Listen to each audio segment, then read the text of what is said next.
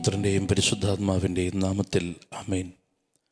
ഈശോയിൽ പ്രിയപ്പെട്ടവരെ, നമ്മൾ വളർത്തുപിതാവിൻ്റെ പിന്നാലെ എന്ന ഈ വചന ശുശ്രൂഷയിൽ മുമ്പോട്ട് പോകുമ്പോൾ ഇന്ന് പരിശുദ്ധാത്മാവ് നമുക്ക് തരുന്നൊരു വചനം ഇതാണ്. ആ വചനം ഇങ്ങനെയാണ്. ലൂക്കായുടെ സുവിശേഷം 2-ാം അധ്യായം 49 മുതൽ തിരുവചനങ്ങൾ. നിങ്ങൾ എന്തിനാണ് എന്നെ അന്വേഷിച്ചത്? ഞാൻ എൻ്റെ പിതാവിൻ്റെ കാര്യങ്ങളിൽ വ്യാപൃതനായിരിക്കേണ്ടതാണെന്ന് നിങ്ങൾ അറിയുന്നില്ലേ? അവൻ തങ്ങളോട് പറഞ്ഞതെന്തെന്ന് അവർ ഗ്രഹിച്ചില്ല. പിന്നെ അവൻ അവരോടൊപ്പം പുറപ്പെട്ട് നസ്രത്തിൽ വന്ന് അവർക്ക് വിധേയരായി ജീവിച്ചു. അവൻ്റെ അമ്മ ഇക്കാര്യങ്ങളെല്ലാം ഹൃദയത്തിൽ സംഗ്രഹിച്ചു.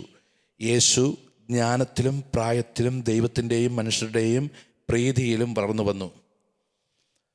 പ്രിയപ്പെട്ടവരെ, യേശുവിനെ 12 വയസ്സിൽ കാണാതാകുന്നു. അവർ യേശുവിനെ അന്വേഷിച്ച് പോകുന്നു. അവൻ ദേവാലയത്തിൽ ഇരുന്ന് ഉപാധ്യായന്മാർ, വേദപണ്ഡിതർ പറയുന്നത് കേൾക്കുകയും അവരോട് ചോദ്യങ്ങൾ ചോദിക്കുകയും ചെയ്യുന്നു. ഞാനിങ്ങനെ ചിന്തിക്കാറുണ്ട്, 12 വയസ്സുള്ളൊരു കുട്ടി. ഇപ്പം നമ്മൾ ചിന്തിച്ച് നോക്കിക്കേ, നമ്മുടെ പള്ളിയിൽ പെരുന്നാളിന് 12 വയസ്സുള്ളൊരു കുട്ടിയുമായിട്ട് പോയി.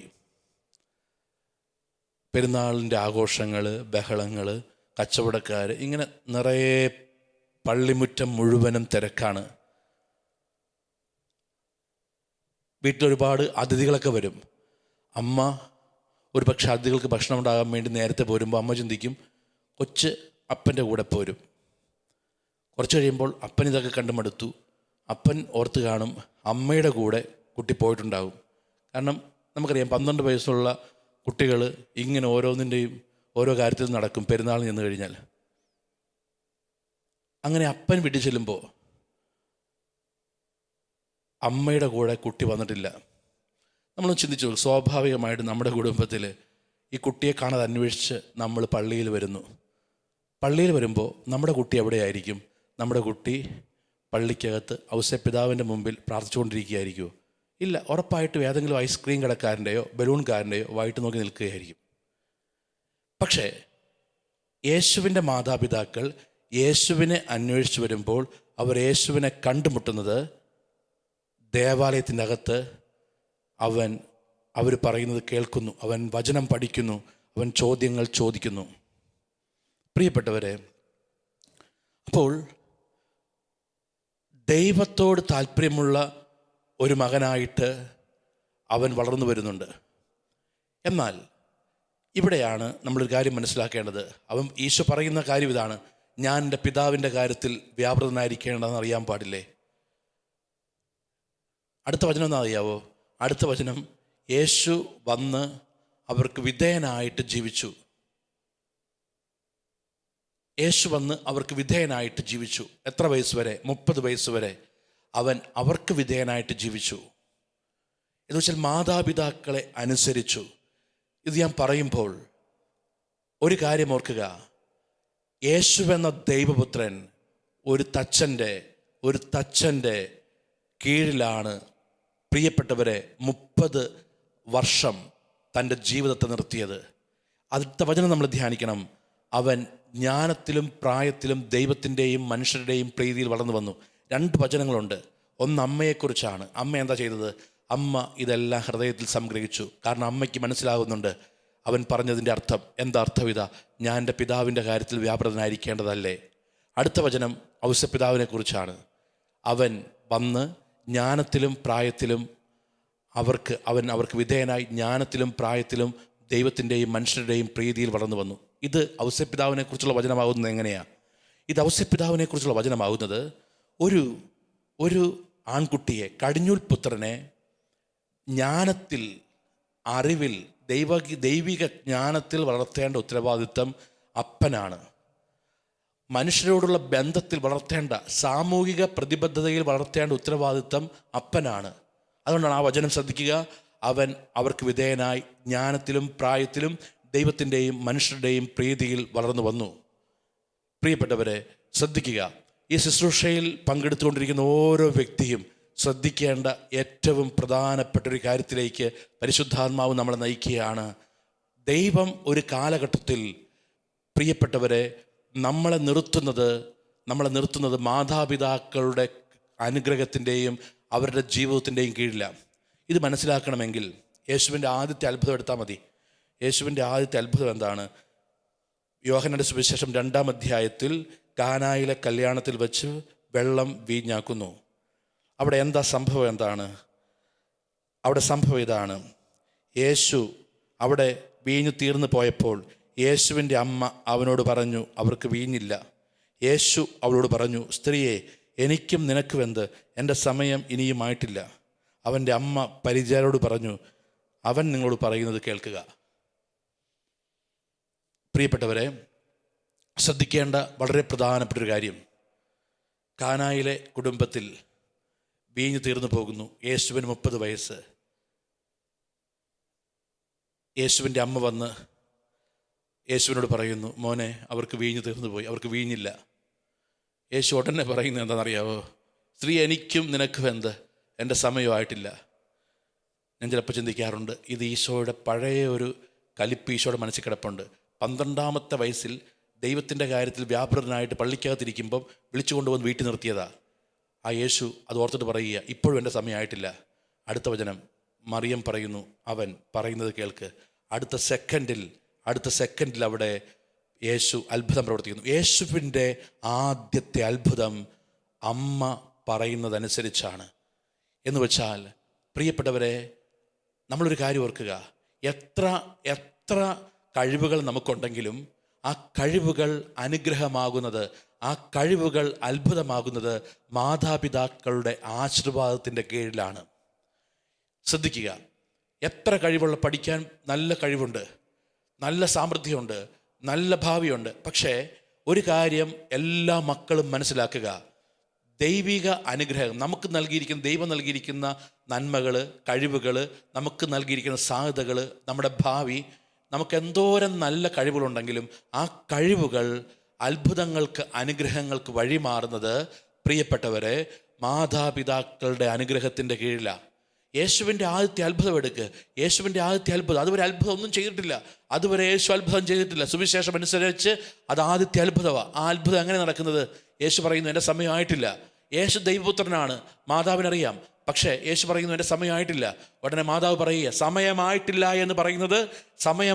എന്ന് പറയുന്നത് ദൈവപുത്രനാണ്. എന്നിട്ട് അവിടെ കയറി അമ്മ, മാതാവ് പറയുകയാണ്, അവൻ പറയുന്നത് നിങ്ങൾ കേൾക്കുക. എന്ന് വെച്ചാൽ, സമയമാകാതിരുന്നിട്ട് പോലും ആ അത്ഭുതം അവിടെ നടക്കുന്നുണ്ട്. എന്താ ഞാൻ ഈ പറഞ്ഞു വരുന്നതിൻ്റെ അർത്ഥം എന്ന് പറയുന്നത്? ഒരു കാര്യം ഓർക്കുക, യേശുവിൻ്റെ ആദ്യത്തെ അത്ഭുതം നടക്കുന്നത്, പ്രിയപ്പെട്ടവരെ, മാതാപിതാക്കൾ, അമ്മ പറയുന്നതനുസരിച്ചാണ്. ഇവിടെയാണ് നമ്മൾ മനസ്സിലാക്കേണ്ടത് എത്രത്തോളം നമ്മൾ മാതാപിതാക്കൾക്ക് വിധേയരായിട്ട് ജീവിക്കുന്നു. ഒരു സഹോദരൻ എൻ്റെ അടുത്ത് പ്രാർത്ഥിക്കാൻ വേണ്ടി വന്നു. ഇവനൊരു 6 വർഷമായി ഒരു ബിസിനസ് തുടങ്ങി. നല്ല ഒരു ജോലി ഉണ്ടായിരുന്നു. ആ ജോലി റിസൈൻ ചെയ്ത് ബിസിനസ്സിലേക്ക് ഇറങ്ങിയതാണ്. അത്രയും സാധ്യതകളുള്ള, അല്ലെങ്കിൽ 100% ഉറപ്പുള്ള ഒരു ബിസിനസ്സിലേക്ക് ഇറങ്ങി. ഒരു ദിവസം അമ്മയുമായിട്ട്, ഇവർ ഏകമകനാണ്, അമ്മയുമായിട്ട് ഈ മകൻ എൻ്റെ അടുത്ത് വന്നു. അപ്പോൾ അങ്ങേയറ്റം എല്ലാ മാസവും കുമ്പസാരിക്കുന്ന, എല്ലാ മാസത്തിലൊരിക്കലെങ്കിലും ധ്യാനത്തിൽ വരുന്ന, ഒരു വൺഡേ ശുശ്രൂഷ കൂടുന്ന, എല്ലാ ദിവസവും കുർബാനയ്ക്ക് പോകുന്ന ഒരു നല്ല ചെറുപ്പക്കാരൻ, അങ്ങേയറ്റം കൃത്യതയോടെ ആത്മീയ കാര്യത്തിന് പ്രാധാന്യം കൊടുക്കുന്ന ചെറുപ്പക്കാരൻ. അപ്പോൾ സത്യം പറഞ്ഞാൽ അവർക്കൊരു പക്ഷേ കുറച്ച് ഭൂമി, കുറച്ച് കടകളൊക്കെയുണ്ട്, അതിൻ്റെ വാടക കൊണ്ടൊക്കെ ജീവിക്കുന്നുണ്ട്. പക്ഷേ ഇവൻ്റെ ഡ്രീമായിട്ട് തുടങ്ങിയ ഒരു ബിസിനസ്. ഇപ്പം ഞാൻ പറഞ്ഞു, നമുക്ക് പ്രാർത്ഥിക്കാം. അപ്പോൾ എപ്പോഴും വരുമ്പോൾ അമ്മ വരുന്നു, അല്ലെങ്കിൽ അമ്മയും മകനും കൂടി വരുന്നു. അപ്പം ഞാനിങ്ങനെ പ്രാർത്ഥിച്ചിട്ട് ഞാൻ ചോദിച്ചു, അപ്പൻ എവിടെയാ? അപ്പനെ ഒരിക്കലും ഞാൻ കണ്ടിട്ടില്ലല്ലോ. അപ്പോൾ അമ്മ പറഞ്ഞു, അത് ഇവന് എന്താണെന്നറിയില്ല, ഇവൻ അപ്പനോട് ഭയങ്കര ദേഷ്യം, ഒന്നും മിണ്ടിയല്ല അവൻ. കാരണം ശരിയാണ്, ഭയങ്കര മദ്യപാനിയായിരുന്നു. അത്യാവശ്യം ഭൂസ്വത്തും ഈ കടയൊക്കെ ഉള്ളത് കൊണ്ട് അതിൻ്റെയൊക്കെ ഇത് വെച്ച് അങ്ങ് പോയി. ഒരു ദാരിദ്ര്യമുണ്ടായില്ല. പക്ഷേ ഇവന് നാണക്കേടാണ്, അപ്പൻ എന്ന് പറയുന്ന നാണക്കേടാണ്. കാരണം പുള്ളി ഒരു സാധാരണ രീതിയിൽ പുള്ളിനെ കണ്ടാൽ അങ്ങനെ തോന്നില്ല, പുള്ളി ഇങ്ങനെ മദ്യപിച്ച് അല്ലെങ്കിൽ ഇങ്ങനെ ചന്തയിൽ നിൽക്കുന്നു, അങ്ങനെ ഒരു രീതി. അതുകൊണ്ട് ഇവൻ അപ്പനോട് ഭയങ്കരമായ വിരോധമാണ്. വിരോധമെന്ന് പറഞ്ഞാൽ അത് പുറമേ കാണിക്കുന്നുമില്ല, പക്ഷെ ഇവൻ മിണ്ടില്ല, ഇവന് ശത്രുതയൊന്നുമില്ല. പക്ഷെ ഇവനൊരു കാര്യത്തിലും അപ്പനോട് അഭിപ്രായമോ ഒന്നും ചോദിക്കില്ല. അപ്പം ഞാൻ പറഞ്ഞു, നീ ഒരു വചനഭാഗം എടുക്കുക, ആ വചനഭാഗം ഇതാണ്, നീ ആ വചനഭാഗം ഒന്ന് വായിക്കുക. പ്രഭാഷകൻ്റെ പുസ്തകം 3-ാം അധ്യായത്തിലെ ഒരു വചനം നീ വായിക്കുക. 9-ാമത്തെ വചനം, പിതാവിൻ്റെ അനുഗ്രഹം മക്കളുടെ ഭവനങ്ങളെ ബലവത്താക്കും. അടുത്ത 11-ാമത്തെ വചനം വായിക്കുക. അവൻ വായിച്ചു, പിതാവിനെ ബഹുമാനിക്കുന്നവൻ മഹത്വം ആർജിക്കുന്നു. ഞാൻ പറഞ്ഞു, ഇത് പരിശുദ്ധാത്മാവ് എഴുതിയിട്ടിരിക്കുന്ന വചനമാണ്. പിതാവിൻ്റെ അനുഗ്രഹം നിൻ്റെ ബിസിനസ്സിനെ ബലവത്താക്കും. പിതാവിൻ്റെ അനുഗ്രഹമേ അതിനെ ബലവത്താക്കൂ. ഇത് വചനമാണ്. നീ അങ്ങേയറ്റം പ്രാർത്ഥിക്കുന്നൊരു വ്യക്തിയാണ്, നീ അങ്ങേയറ്റം വിശുദ്ധി പാലിക്കുന്നൊരു വ്യക്തിയാണ്, നീ ദൈവകൽപ്പനകളെല്ലാം അനുസരിക്കുന്ന വ്യക്തിയാണ്, നിനക്കൊരു ദുശ്ശീലവുമില്ല, ഇതെനിക്ക് വ്യക്തമാണ്. പക്ഷെ ഒരു കാര്യം ഓർക്കുക, നീ നിൻ്റെ ബിസിനസ് തുടങ്ങിയപ്പോൾ ഈ ഒരു അനുഗ്രഹത്തിൻ്റെ കീഴിലല്ല, ഈ ഒരു ആശീർവാദത്തിൻ്റെ കീഴിലല്ല നിൻ്റെ ബിസിനസ്. ഞാൻ പറഞ്ഞു, നീ അതുകൊണ്ട് ഈ ഒരു കാര്യത്തിന് പരിഹാരം ചെയ്യണം.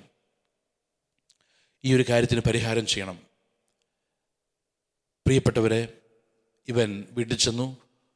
ഒരു ആഴ്ച കഴിഞ്ഞ് ഇവൻ അപ്പനും അമ്മയും എൻ്റെ അടുത്ത് വന്നു. ഈ അപ്പൻ എന്നോട് പറഞ്ഞു, ഫാദർ, എനിക്ക് കുറച്ച് സമയം ഫാദറിനോട് തനിച്ച് സംസാരിക്കണം. ഇദ്ദേഹം അത്ര ഡെയിലി പള്ളിയിലൊന്നും പോകുന്നൊരു വ്യക്തിയൊന്നുമല്ല. ഇപ്പോൾ അങ്ങനെ മദ്യപാനമൊന്നുമില്ല. ഇദ്ദേഹം വന്ന് എൻ്റെ മുമ്പിലിരുന്നു. ഞാൻ പറഞ്ഞു, എങ്ങനെ പോകുന്നു? ഞാൻ നോക്കുമ്പോൾ ഇദ്ദേഹം ഇങ്ങനെ മുഖം പൊത്തിപ്പിടിച്ച് ഏങ്ങലടിച്ച് കരയുകയാണ്. അപ്പോൾ ഞാൻ ചോദിച്ചു, എന്തു പറ്റി? കാരണം അങ്ങനെ ഒരു കരയാൻ പാകത്തിനൊരു കുടുംബത്തിൽ പ്രശ്നമൊന്നുമില്ല. അതുമാത്രമല്ല, ഒരു സാമ്പത്തിക ബുദ്ധിമുട്ട് ആ കുടുംബത്തിനില്ലതാനും. മകൻ്റെ ബിസിനസ്സിൽ കുറച്ച് ഉയർച്ചയില്ല എന്നതൊഴിച്ച് വേറൊരു പ്രതിസന്ധിയില്ല. മകൻ്റെ വിവാഹമാണെങ്കിൽ ഏകദേശം ഉറപ്പിച്ചിരിക്കുന്ന ഒരു വിവാഹമാണ്. അപ്പോൾ ഈ അപ്പൻ എന്നോട് പറഞ്ഞു, കഴിഞ്ഞ 5 വർഷമായിട്ട് ഉള്ള എൻ്റെ കണ്ണുനീര് എനിക്കത്രയും വിഷമമായിരുന്നു. ഞാൻ ചോദിച്ചു, എന്തായിരുന്നു? എൻ്റെ മകൻ എന്നോട് മിണ്ടില്ല, എൻ്റെ മകൻ ഒരു കാര്യത്തിനും എന്നോട് ചോദിക്കില്ല. ശരിയാണ്, 5 വർഷം മുമ്പ് ഇങ്ങനൊരു സംഭവം ഉണ്ടായി, അവന് നാണക്കേടുണ്ടാവുന്ന രീതിയിലൊരു സംഭവം ഉണ്ടായി. ഫാദർ, കഴിഞ്ഞ ദിവസം അവൻ എൻ്റെ മുമ്പിൽ വന്നു, എൻ്റെ കാല് പിടിച്ച് മാപ്പ് ചോദിച്ചു. അവനവൻ്റെ ബിസിനസ്സിനെ കുറിച്ച് എന്നോട് പറഞ്ഞു, ഫാദർ, സത്യം പറഞ്ഞാൽ എനിക്കൊരുപാട് സന്തോഷമായി. പ്രിയപ്പെട്ടവരെ, ഇവൻ ഇത് പറഞ്ഞു നിൽക്കുമ്പോൾ ഈ കുടുംബം പ്രാർത്ഥിച്ചൊക്കെ പോയി. അത് കഴിഞ്ഞ് കുറച്ച് ധ്യാനവുമായി ബന്ധപ്പെട്ടൊക്കെ തിരക്കായിരുന്നു. ഇവനിടയ്ക്ക് വിളിക്കും. ഒരു ദിവസം വീണ്ടും ഒരു 2 മാസം കഴിഞ്ഞപ്പോൾ കുടുംബം കാണാൻ വന്നു. ഇവൻ പറഞ്ഞിരിക്കുന്നത്, ഇവൻ്റെ 2 വലിയ കമ്പനികളുടെ ഓർഡർ ഇവന് കിട്ടുകയാണ്. 2 വലിയ ഇൻഡസ്ട്രിയുടെ ഓർഡർ ഇവന് കിട്ടുകയാണ്. എന്ന് വെച്ചാൽ നമ്മൾ മനസ്സിലാക്കേണ്ട ഒരു പ്രധാനപ്പെട്ട കാര്യത്തിലേക്ക് പരിശുദ്ധാത്മാവ് നമ്മളെ നയിക്കുകയാണ്. ഇന്ന് ഒരുപാട് മക്കൾ ജീവിതം തുടങ്ങുമ്പോൾ മാതാപിതാക്കളുടെ തീരുമാനം അതിന് പുല്ലുവില കൊടുക്കാറില്ല, അതിന് പ്രാധാന്യം കൊടുക്കാറില്ല. ഒരു പക്ഷേ മാതാപിതാക്കൾ മക്കളുടെ നന്മ മാത്രം ആഗ്രഹിക്കുന്നത് കൊണ്ട് അത് കണ്ടില്ല എന്നടിക്കും, അല്ലെങ്കിൽ പോട്ടെ എന്നടിക്കും. എത്രയോ മാതാപിതാക്കൾ ഇന്ന് വേദനിക്കുന്നെന്നറിയാവോ? എത്രയോ മാതാപിതാക്കൾ കരയുന്നുണ്ട് എന്നറിയാവോ? എത്രയോ മാതാപിതാക്കൾ ഇന്ന് നൊമ്പരപ്പെടുന്നുണ്ട്. ഇത് പ്രധാനപ്പെട്ടൊരു കാര്യമാണ്. എത്രയോ മാതാപിതാക്കൾ നൊമ്പരപ്പെടുന്നുണ്ട്. ഒരിക്കൽ ഡിവൈൻ ധ്യാന കേന്ദ്രത്തിൽ എൻ്റെ മനസ്സിനെ വല്ലാതെ വേദനിപ്പിച്ചൊരു സംഭവമാണ്.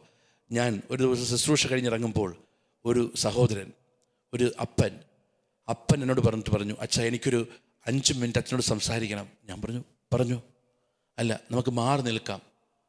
ഓക്കെ, മാറി നിൽക്കാം എന്നപ്പോൾ ഞാൻ ഓർത്തു ആളിലേക്ക് ഞാൻ അദ്ദേഹത്തെ നമുക്ക് ദൂരെ എവിടെയെങ്കിലും പോകാം. ഇദ്ദേഹം എന്നെ വിളിച്ചുകൊണ്ട് അവിടെ ഈ ആൾക്കാർ കൈ കഴുകാൻ പോകുന്നൊരു സ്ഥലമുണ്ട്, അതിനപ്പുറത്ത് ഡിസ്പെൻസറി ഉണ്ട്, അതിൻ്റെയും പുറകിലേക്ക് പോവുകയാണ്. ഞാൻ ചോദിച്ചു എന്താ പറയാനുള്ളത്? അപ്പോൾ ഇരുട്ടായി, ആരും അവിടെ ഇല്ല. കുറേ ദൂരം എൻ്റെ കൈ പിടിച്ചുകൊണ്ട് ഇദ്ദേഹം പോവുകയാണ്. എന്നിട്ട് അവിടെ ചെന്നപ്പോൾ അവിടെ ഒരു ഭിത്തിയുടെ സൈഡ് കെട്ടിയിട്ടുണ്ട്. ഇദ്ദേഹം എൻ്റെ അടുത്ത് ആ ഭിത്തിയുടെ സൈഡ് കെട്ടിയിരിക്കുന്ന അരഭിത്തിയിൽ ഇരുന്നിട്ട് ഇദ്ദേഹം എൻ്റെ 2 കൈയിലും പിടിച്ച് ഭയങ്കര ഏങ്ങലടിച്ച് കരയുകയാണ്. ഒരു 6-6.5 അടി ഉയരമുള്ളൊരു ചേട്ടൻ, ആജാനുബാഹുവായൊരു ചേട്ടൻ, അങ്ങേറ്റം കൗണ്ട് കഴിഞ്ഞാൽ അത്രയും ബലവത്തായൊരു ചേട്ടൻ, ഇദ്ദേഹം ഏങ്ങലടിച്ച് കരയുക. അപ്പോൾ ഇദ്ദേഹത്തോട് ഞാൻ ചോദിച്ചു എന്ത് പറ്റി? അപ്പം ഇദ്ദേഹം പറയുക, ഞാൻ എൻ്റെ കരച്ചിൽ ഉള്ളിലൊതുക്കിയിരുന്നതാ. ഇതൊന്ന് എവിടെയെങ്കിലും കരയണ്ടേ ഫാദർ? എൻ്റെ ഭാര്യ ആകെ തളർന്നു പോയി. ഞാൻ അങ്ങനെ പിടിച്ചു നിന്നു. എന്നിട്ട് ഇദ്ദേഹം ഭയങ്കരമായിട്ട് ഏങ്ങലടിച്ച് കരയുകയാണ്. എനിക്ക് ഭയങ്കര സങ്കടം, എന്നെ വല്ലാതെ അസ്വസ്ഥപ്പെടുത്തിയൊരു സംഭവമാണ്. അപ്പം ഞാനും കുറച്ചു നേരം അരഭിത്തിയിൽ ഞാനും ഇരുന്നു. ഞാൻ ചോദിച്ചു എന്താ സംഭവം? അപ്പം അദ്ദേഹം പറഞ്ഞു, ഫാദർ, കഴിഞ്ഞ ആഴ്ച എൻ്റെ മോൾക്ക് 18 വയസ്സാവുകയായിരുന്നു. അവൾ ഹോസ്റ്റലിലാണ്. ഞാൻ അവളെ വീട്ടിൽ കൊണ്ടുവന്നു. പുതിയ 2-3 ജോഡി ഡ്രസ്സ് മേടിച്ചു, ഭക്ഷണമൊക്കെ മേടിച്ചു, കേക്കൊക്കെ മേടിച്ചു. അങ്ങനെ എൻ്റെ മോളുടെ ബർത്ത്ഡേ, 18 വയസ്സാവുന്ന ബർത്ത്ഡേ ആഘോഷിച്ചു. അത് കഴിഞ്ഞ് ബർത്ത്ഡേ ആഘോഷിച്ച അന്ന്, ബർത്ത്ഡേ തലേദിവസം അവളെ ഞാൻ കൊണ്ടുവന്നു.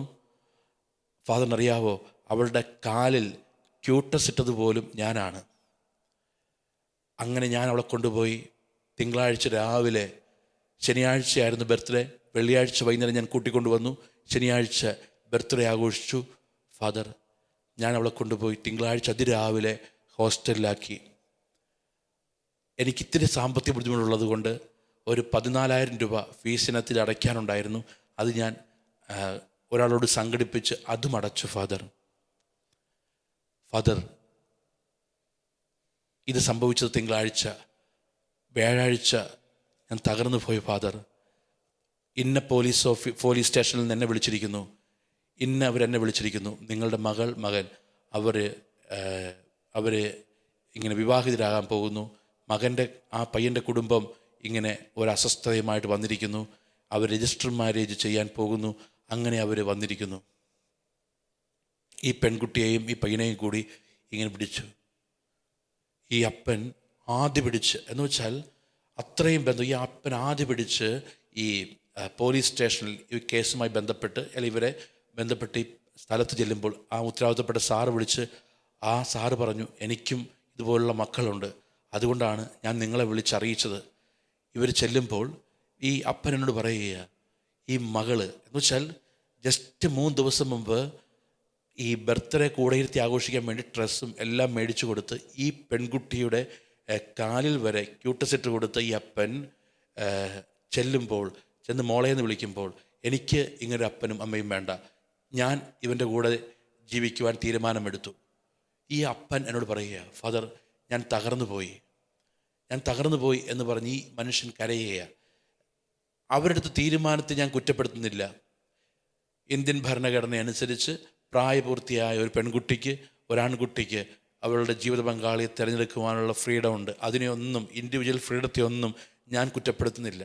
പക്ഷേ ആ പെൺകുട്ടിയുടെ ആയുസ് തീരുന്നത് വരെ ഈ കണ്ണുനീരിന് ഒരു പരിഹാരം കൊടുക്കാൻ പറ്റുമോ? പ്രിയപ്പെട്ടവരെ, എത്രയോ മാതാപിതാക്കൾ ഇവിടെയാണ്. എത്രയോ മാതാപിതാക്കൾ സ്വന്തം സ്വപ്നങ്ങളെ, സ്വന്തം ആഗ്രഹങ്ങളെ, സ്വന്തം ഇഷ്ടങ്ങളെ എല്ലാം മാറ്റിവെച്ച് നിന്നത് നിങ്ങൾക്ക് വേണ്ടിയാ. ഈ ജോസഫ് എന്ന് പറയുന്ന അപ്പനൊരു സ്വപ്നം ഉണ്ടായിരുന്നു. ആ സ്വപ്നത്തെ മാറ്റിവെച്ചത് യേശുവിന് വേണ്ടിയാ. ആ ഇഷ്ടത്തെ മാറ്റിവെച്ചത് യേശുവിന് വേണ്ടിയാ. സ്വന്തം ഈ മനുഷ്യൻ അധ്വാനിച്ചത് മുഴുവനും ഈ യേശുവിന് വേണ്ടിയാണ്.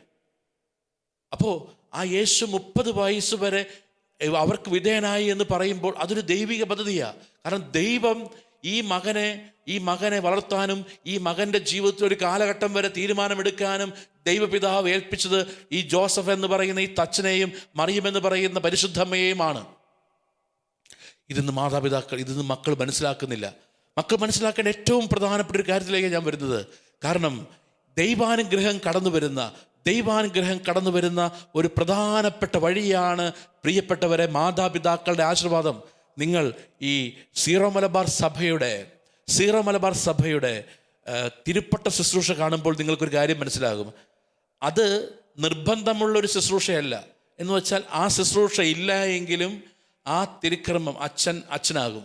പക്ഷേ സീറോ മലബാർ സഭയുടെ തിരുപ്പട്ട ശുശ്രൂഷയിൽ കണ്ണ് നനയിപ്പിക്കുന്ന അതിവൈകാരികമായൊരു രംഗം കൂട്ടിച്ചേർത്തിട്ടുണ്ട്. അതെങ്ങനെയാണെന്ന് വെച്ചാൽ മെത്രാൻ കൈവയ്ക്കുമ്പോഴാണ് ഒരു വൈദിക വിദ്യാർത്ഥി വൈദികനായിട്ട് മാറാൻ ഇടവരുന്നത്. മെത്രാൻ കൈവയ്ക്കുമ്പോഴാണ് ഒരു വൈദിക വിദ്യാർത്ഥി വൈദികനാകുന്നത്. എന്നാൽ ഒരു പക്ഷേ ആരാധനക്രമത്തിൽ നിർബന്ധമല്ലാത്തതും എന്നാൽ ഓപ്ഷണലായിട്ട് അല്ലെങ്കിൽ ഐച്ഛികമായിട്ട് ചെയ്യേണ്ടതുമായ ഒരു കാര്യം എന്താണെന്നറിയാവോ? ഈ അധ്വാനിച്ച് വളർത്തിയ കരങ്ങൾ കൊണ്ട് അപ്പനും ഊട്ടി വളർത്തിയ കൈകൊണ്ട് അമ്മയും മകനെ വൈദിക വിദ്യാർത്ഥിയെ ആശീർവദിക്കുന്ന ഒരു രംഗമുണ്ട് ഈ സീറോ മലബാർ സഭയുടെ തിരുപ്പട്ട ശുശ്രൂഷയിൽ. ഏറ്റവും വൈകാരികമായ ഒരു ഒരു ഒരു ഒരു ശുശ്രൂഷ. അത് നിർബന്ധമല്ല. മെത്രാൻ്റെ കൈവപ്പാണ് ഒരു വൈദിക വിദ്യാർത്ഥിയെ വൈദ്യനാക്കുന്നത്.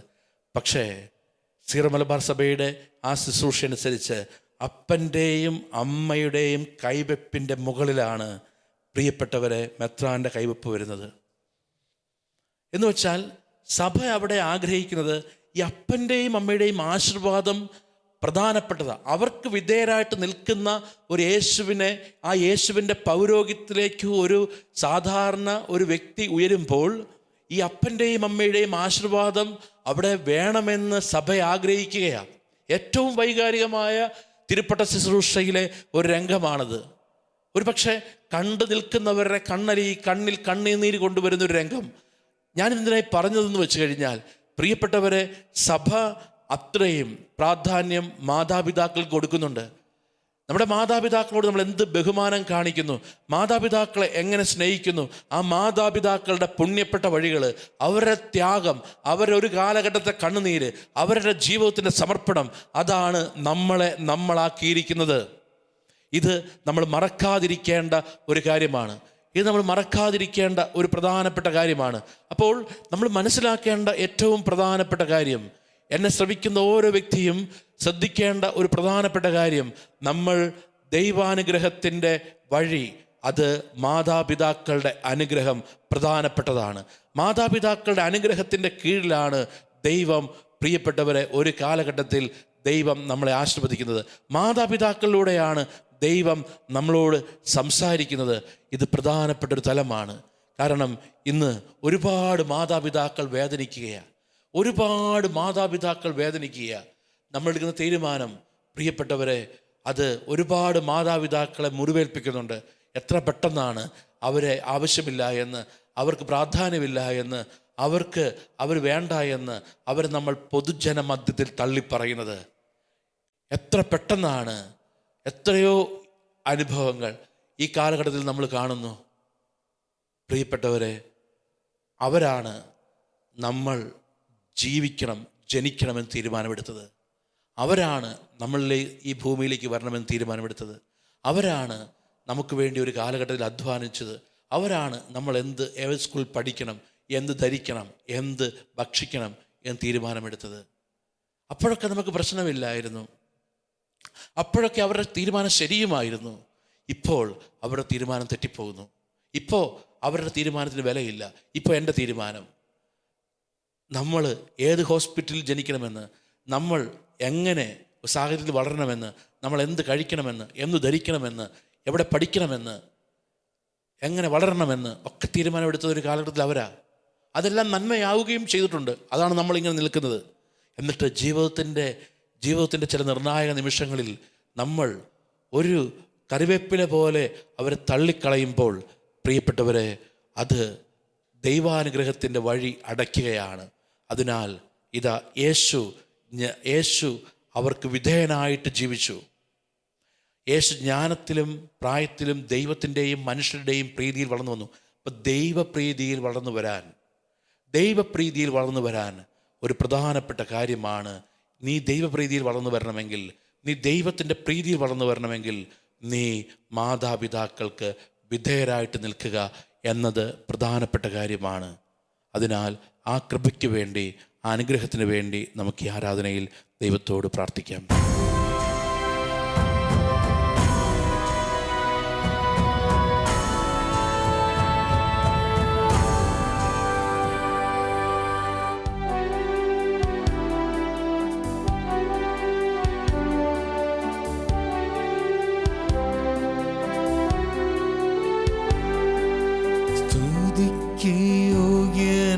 യേശുനാഥ, വരുന്നു ഞാനിന്നു നിൻ സന്നിധി, പൂർണ്ണമായി എന്നെ ഞാൻ നൽകിയിടുന്നു, പകരുക ശക്തി എന്നിൽ നാഥ.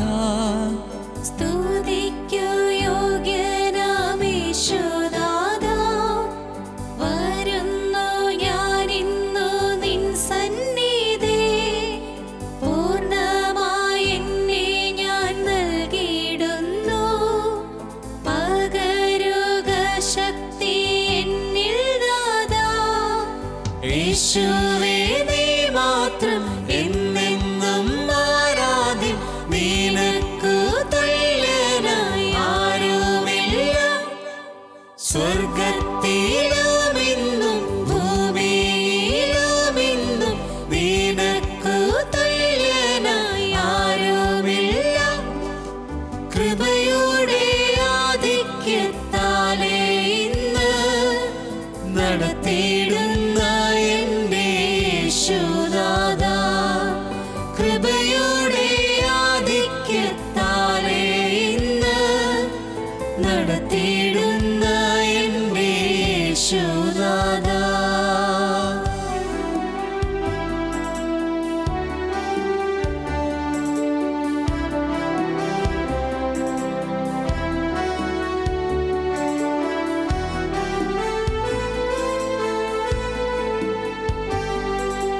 പത്മോസിൻ ദ്വീപിൽ ഞാനേകനായാലും, തീച്ചൂളയിൻ മധ്യയായിടിലും,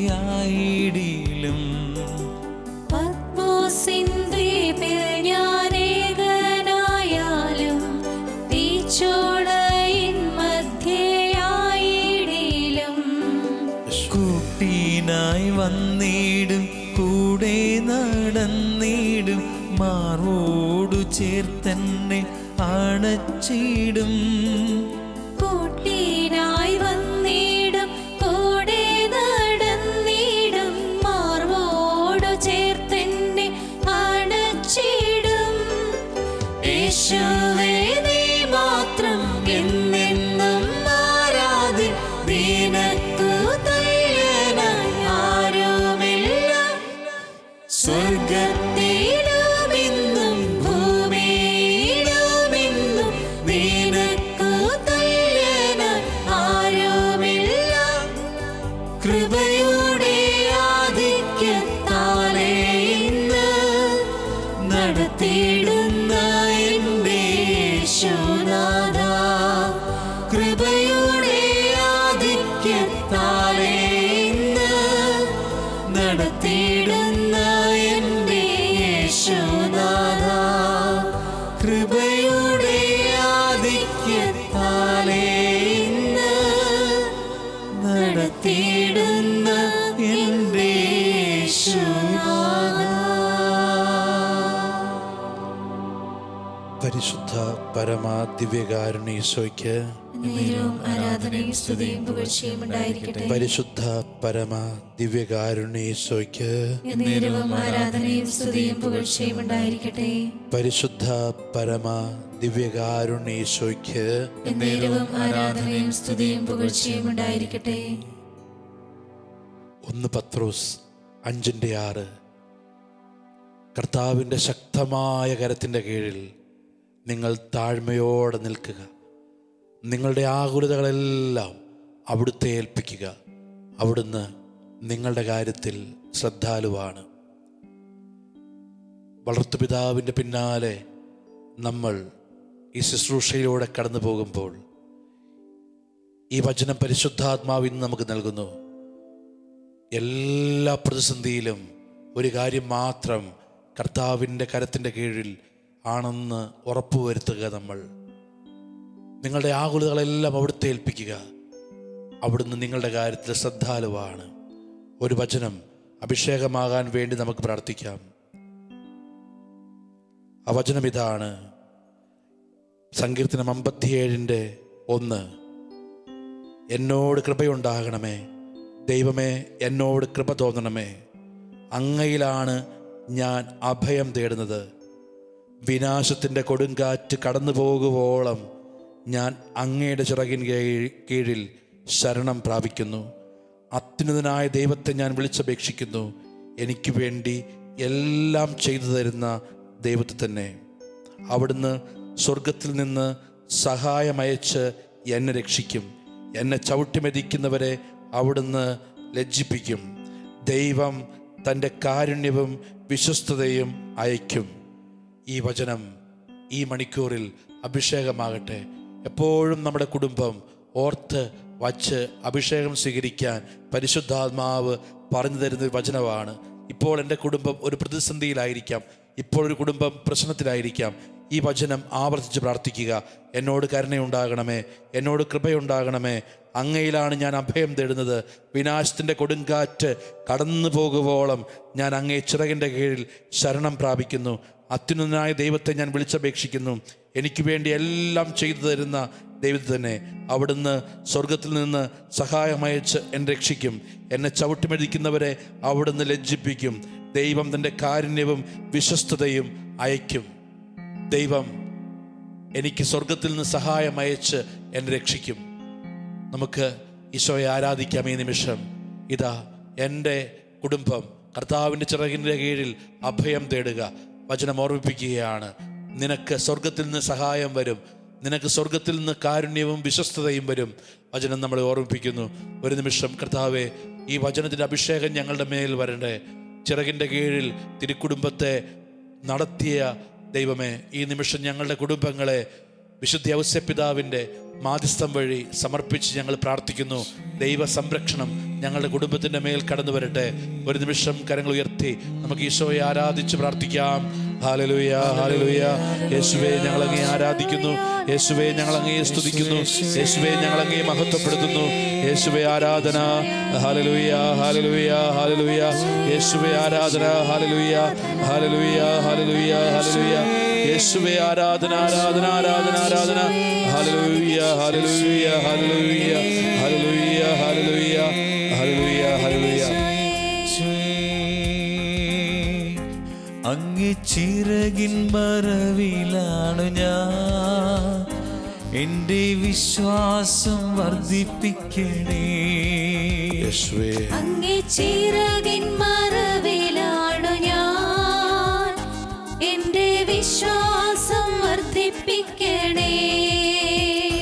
ലോകം പാപം പിശാചെന്നെ തൊടുകയില്ല. ദുഷ്ടഘോര ശത്രു എന്നെ കാണുകയില്ല.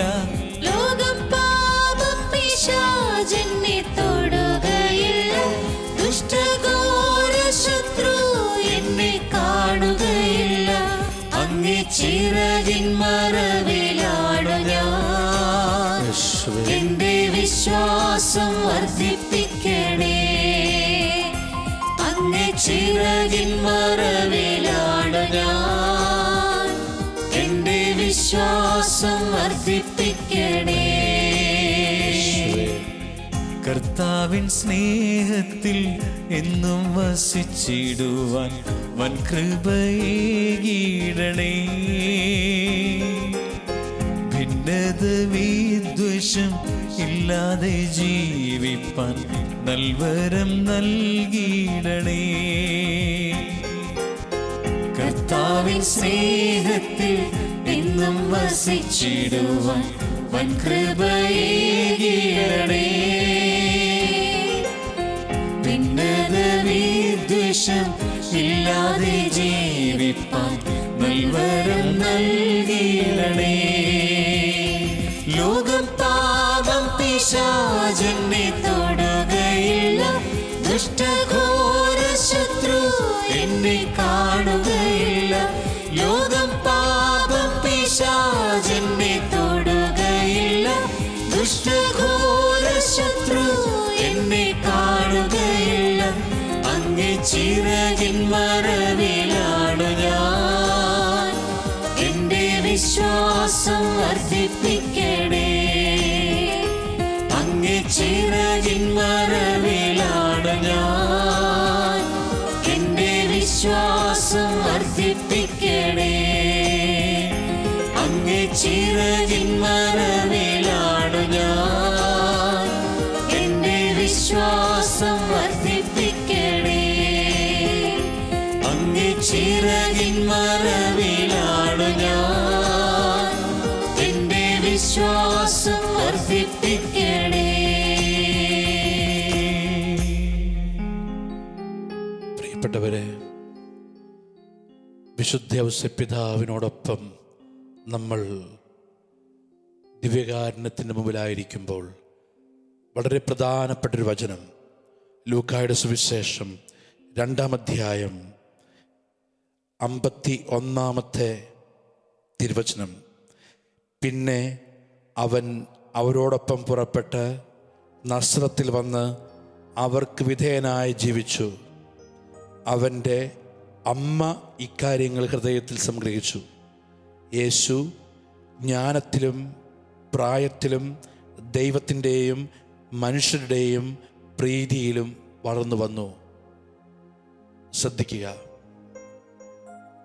യേശു വന്ന് അവർക്ക് വിധേയനായിട്ട് ജീവിച്ചു. യേശു ദൈവപുത്രനാണ്, ലോകരക്ഷകനാണ്.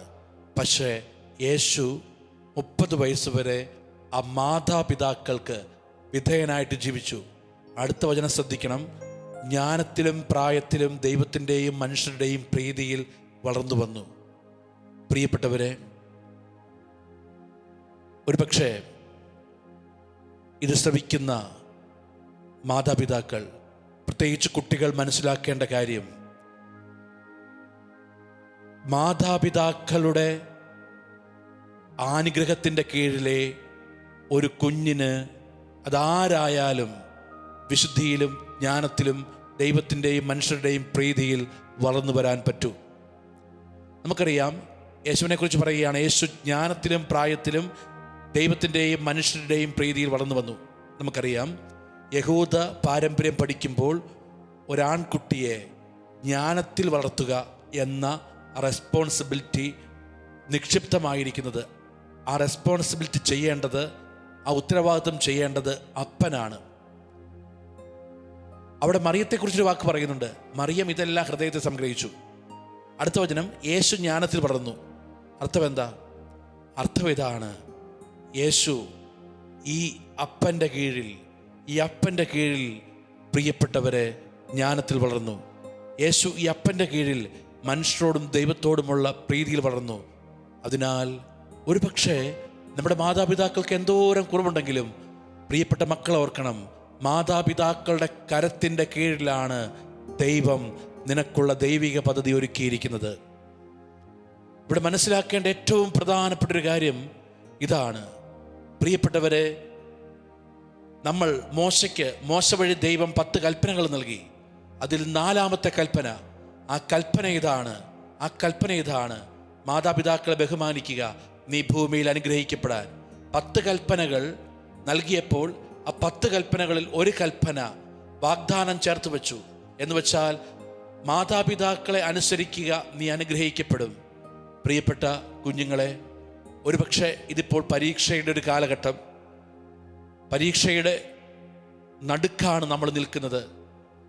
പക്ഷേ നമ്മൾ മനസ്സിലാക്കേണ്ട ഏറ്റവും പ്രധാനപ്പെട്ട കാര്യം, മാതാപിതാക്കൾക്ക് വിധേയരായി ജീവിക്കുക, മാതാപിതാക്കളെ അനുസരിക്കുക. അതാണ് വചനം നമ്മളോട് പറയുന്നത്. യേശു 30 വയസ്സ് വരെ മാതാപിതാക്കൾക്ക് വിധേയരായിട്ട് ജീവിച്ചു. ഓർക്കണം, ഇന്ന് പിശാച് ആദ്യം തെറ്റിക്കുന്നത്, ഒരു കുഞ്ഞിൻ്റെ ജീവിതത്തിൽ പിശാച് ആദ്യം തെറ്റിക്കുന്നത് ഈ കൽപ്പനയാണ്. ഈ കൽപ്പനയാണ് തെറ്റുന്നത്. അങ്ങേയറ്റം തെറ്റിലേക്ക് പോയ ഒരു കുട്ടിയോട് സംസാരിച്ചപ്പോൾ ആ കുട്ടി ആദ്യം പറഞ്ഞത്, ഞാൻ ചോദിച്ചു, എന്തേ 8 വർഷമായിട്ട് നിൻ്റെ ജീവിതത്തിൽ സംഭവിച്ച ഈ കാര്യം നിൻ്റെ പേരൻസ് അറിഞ്ഞില്ലേ? ആ കുട്ടി എന്നോട് പറഞ്ഞത്, ഇങ്ങനൊരു ബന്ധം തുടങ്ങിയപ്പോൾ എൻ്റെ മനസ്സിൽ എന്നോട് പറഞ്ഞത്, ഇത് മാതാപിതാക്കൾ ഇപ്പോൾ അറിയണ്ട. പ്രിയപ്പെട്ടവരെ, ഒരു കാര്യം ഓർക്കുക, മാതാപിതാക്കളുടെ കരത്തിൻ്റെ കീഴിൽ നിന്ന്, മാതാപിതാക്കളുടെ അനുസരിക്കുക, ഈ കൽപ്പനയുടെ കീഴിൽ നിന്ന് ഒരു കുട്ടിയെ പിശാച് മാറ്റിയാൽ, ഒരു കാര്യം ഓർക്കുക, ആ കുട്ടിയുടെ ജീവിതത്തിൽ ഒരിക്കലും പിന്നെ ദൈവിക ഇടപെടൽ കടന്നു വരില്ല എന്ന് അറിയാം. ദൈവിക ഇടപെടൽ കടന്നു വരില്ല എന്നറിയാം. അതിനാൽ ഇത് ശ്രവിക്കുന്ന ഓരോ കുടുംബവും ഓർക്കുക, മാതാപിതാക്കളുടെ കീഴിൽ മക്കൾ നിൽക്കണം. പ്രഭാഷകന്റെ പുസ്തകം നമ്മൾ വായിക്കുമ്പോൾ നമുക്ക് വചനം പരിശുദ്ധാത്മാവ് പറഞ്ഞു തരും. മക്കൾ പിതാവിനെ ബഹുമാനിക്കണം എന്ന് കർത്താവ് ആഗ്രഹിക്കുന്നു. അവിടുന്ന് പുത്രന്മാരുടെ മേൽ അമ്മയ്ക്ക് അവകാശം ഉറപ്പിച്ചിരിക്കുന്നു.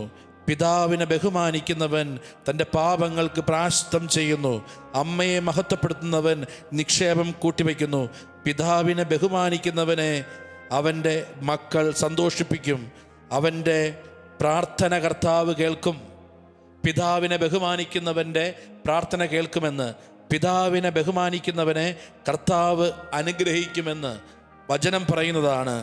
പ്രിയപ്പെട്ടവരെ, പിതാവിനെ വാക്കിലും പ്രവൃത്തിയിലും ബഹുമാനിച്ച് അവൻ്റെ അനുഗ്രഹത്തിന് പാത്രമാവുക. പിതാവിൻ്റെ അനുഗ്രഹം, അടുത്ത വചനം, മക്കളുടെ ഭവനങ്ങളെ സമ്പന്നമാക്കും.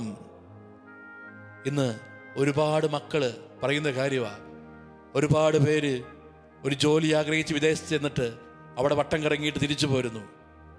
ഇങ്ങനെ ഒരു സ്ഥലത്തും ഒരു സ്ഥിരതയില്ലാതെ നടക്കുമ്പോൾ ഓർക്കുക, ഇന്നലകളിൽ മാതാപിതാക്കളോട് അനുസരണക്കേട്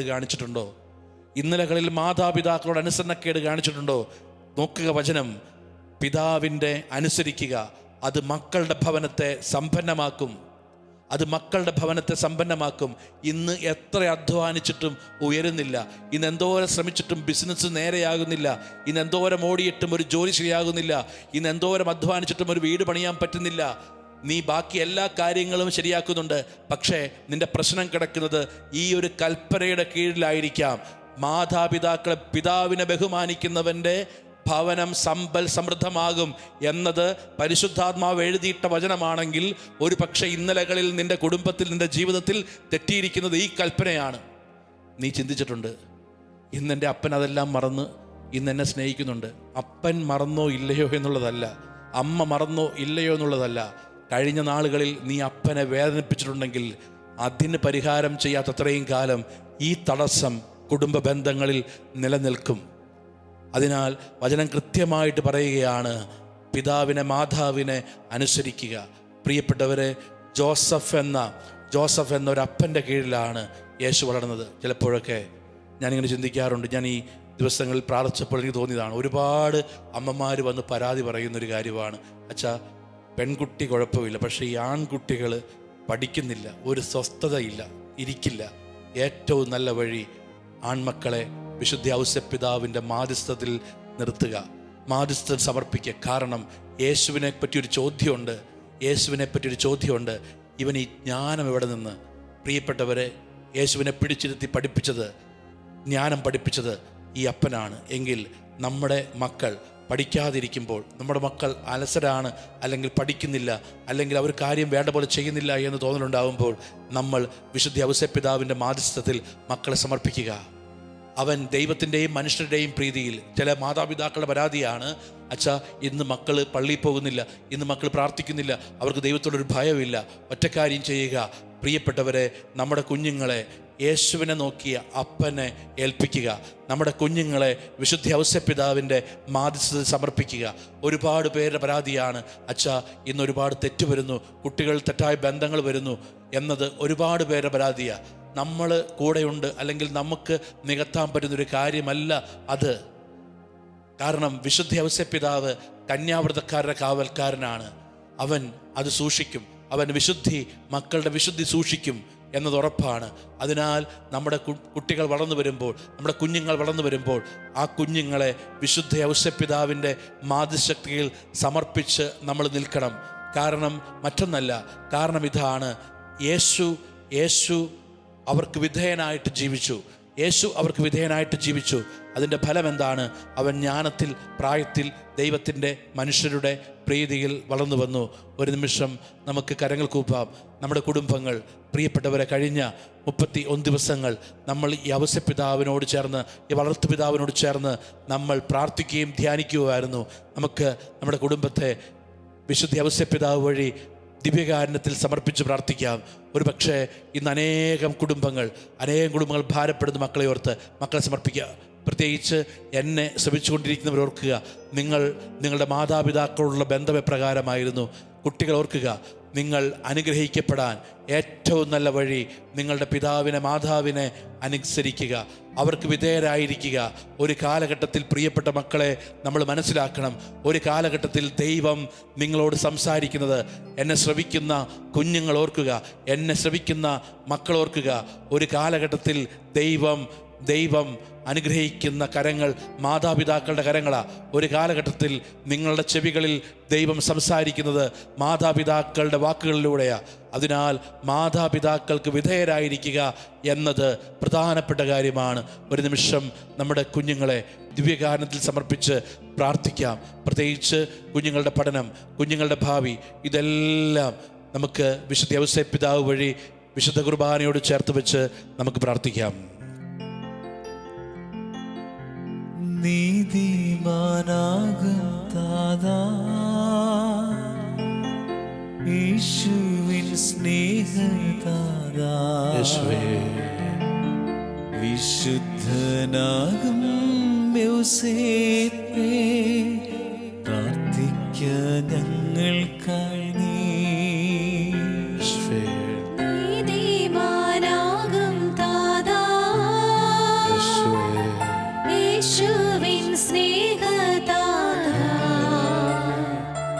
വിശുദ്ധനാകും ഔസേപ്പേ, പ്രാർത്ഥിക്ക ഞങ്ങൾക്കായി നീ. നീതിമാനാകും താതാ, യേശുവിൻ സ്നേഹതാതാ, വിശുദ്ധനാകും ഔസേപ്പേ, പ്രാർത്ഥിക്ക ഞങ്ങൾക്കായി നീ. നീതിമാനാകും താതാ, യേശുവിൻ സ്നേഹതാതാ, വിശുദ്ധനാകും ഔസേപ്പേ, പ്രാർത്ഥിക്ക ഞങ്ങൾക്കായി നീ. പ്രാർത്ഥിക്ക ഞങ്ങൾക്കായി നീ. പ്രാർത്ഥിക്ക ഞങ്ങൾക്കായി നീ. ഒരിക്കൽ കൂടി ഏറ്റവും ഭക്തിയോടെ നമുക്ക് ദിവ്യകാരുണ്യത്തിന് മുമ്പിലായിരിക്കാം. നമ്മൾ ഒരിക്കൽ കൂടി നമ്മുടെ കുടുംബത്തെ ദിവ്യകാരുണ്യത്തോട് ചേർത്ത് വയ്ക്കുക. വിശുദ്ധ ഔസേപ്പിതാവിൻ്റെ മാധ്യസ്ഥം വഴി നമ്മുടെ കുടുംബങ്ങളിൽ നിന്ന് ദൂരങ്ങളിലായിരിക്കുന്നവരെ, നമ്മുടെ കുടുംബങ്ങളിൽ, നമ്മുടെ മക്കളിൽ നിന്ന് നല്ല ദൈവവിളികൾ ഉണ്ടാകാൻ വേണ്ടി പ്രാർത്ഥിക്കാം. വിശുദ്ധ ഔസേപ്പിതാവിൻ്റെ കീഴിലാണ് യേശു എന്ന പൗരോഹിത്യം വളർന്നത്. നമ്മുടെ കുഞ്ഞുങ്ങളിൽ നിന്ന് നല്ല ദൈവവിളികൾ ഉണ്ടാകുവാൻ,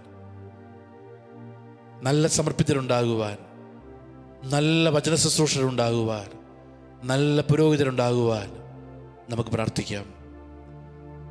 നമ്മുടെ കുഞ്ഞുങ്ങളെ നമുക്ക് പ്രത്യേകം ഔസേപ്പിതാവിൻ്റെ മാസം വഴി ഈശോയ്ക്ക് സമർപ്പിക്കാം. ഒരിക്കൽ കൂടി നമ്മുടെ കുടുംബത്തിൻ്റെ നിയോഗങ്ങൾ ഈശോയ്ക്ക് സമർപ്പിക്കുക. നമ്മുടെ കുടുംബത്തിൽ വേദനിക്കുന്നവരെ, രോഗികളെ പ്രത്യേകം ഈശോയുടെ കരങ്ങളിൽ കൊടുത്ത് പ്രാർത്ഥിക്കുക. ഇപ്പോൾ ആർക്കെല്ലാം യേശുവേ നിന്റെ അനുഗ്രഹം, കൃപ വേണമോ അവരെയെല്ലാം ഞങ്ങൾ ഈ വിശുദ്ധ കുർബാനയോട് ചേർത്ത് വയ്ക്കുന്നു. പലയിടങ്ങളിലായിരുന്നു കൊണ്ട് പ്രാർത്ഥിച്ചുകൊണ്ടിരിക്കുന്ന, ഈ ശുശ്രൂഷയിൽ പങ്കെടുത്തുകൊണ്ടിരിക്കുന്ന ഓരോ വ്യക്തികളുടെയും മേൽ ഈശോയെ നിന്റെ കൃപ, അഭിഷേകം ഇറങ്ങാൻ ഞങ്ങൾ പ്രാർത്ഥിക്കുന്നു. നമുക്ക് ഈശോയുടെ ആശീർവാദം സ്വീകരിക്കാം.